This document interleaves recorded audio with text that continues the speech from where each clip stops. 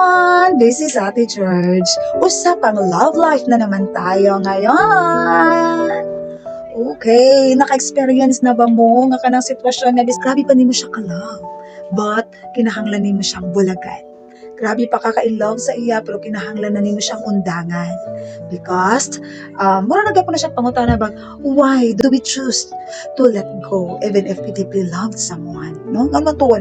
Nga naman ito kinahanglan man nato nga pakawala ng usa ka tao maski pa na in love pa kay taniya.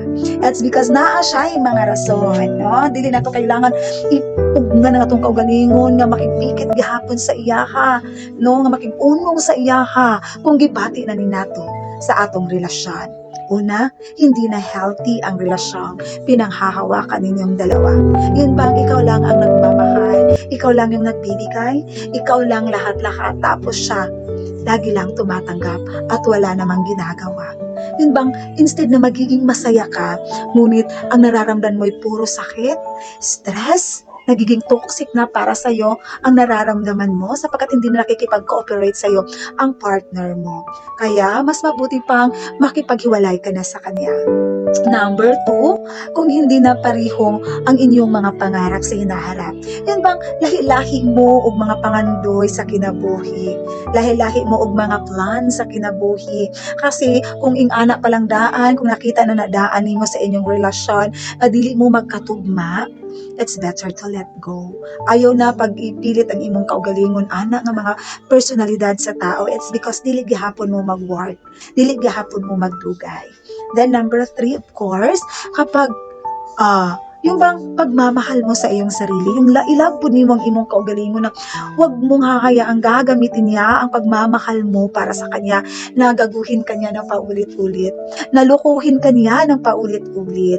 No? Kapag nararamdaman mo na yon, kapag nakikita mo na yon sa relasyon na iyong ginagalawan ngayon, ay mas pipiliin mo pang bumitaw at hiwalayan siya kaysa magpatuloy ang relasyon na yan. Kasi wala talaga yung patutunguhan. Bigyan mo ng respeto ang iyong sarili. Kasi ang pagmamahal ay hindi ganon. Ang pagmamahal ay dapat nagiging masaya ka at nagkakaroon ng respeto sa bawat isa. Kailangan pahalagahan ng bawat partner ang damdamin, ang ikabubuti ng bawat isa. No? Kapag nagiging toxic na, kapag hindi mo na maintindihan, kapag yung nangyayari ay lagi ka na lang umiiyak, lagi ka na lang nasasaktan, yun bang lagi na lang siyang paulit-ulit na nagkakamali, lagi na lang paulit-ulit niyang ginagawa, kahit patuloy at paulit-ulit mo siyang pinapatawat at binibigyan ng chance, ay ginagawa pa rin niya.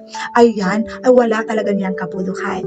Masakit, alam ko, masakit talaga na mag-give up, lalo pat mahal na mahal mag isang tao, labi na grabe paghahaponin mo siya ka-love, but you need to be strong. Kinahanglan mo siyang pakawalan para magkaroon ka ng magandang buhay, para magiging masaya ka, sapagkat marami pang mga lalaki o babae dyan na nakapaligid sa iyo.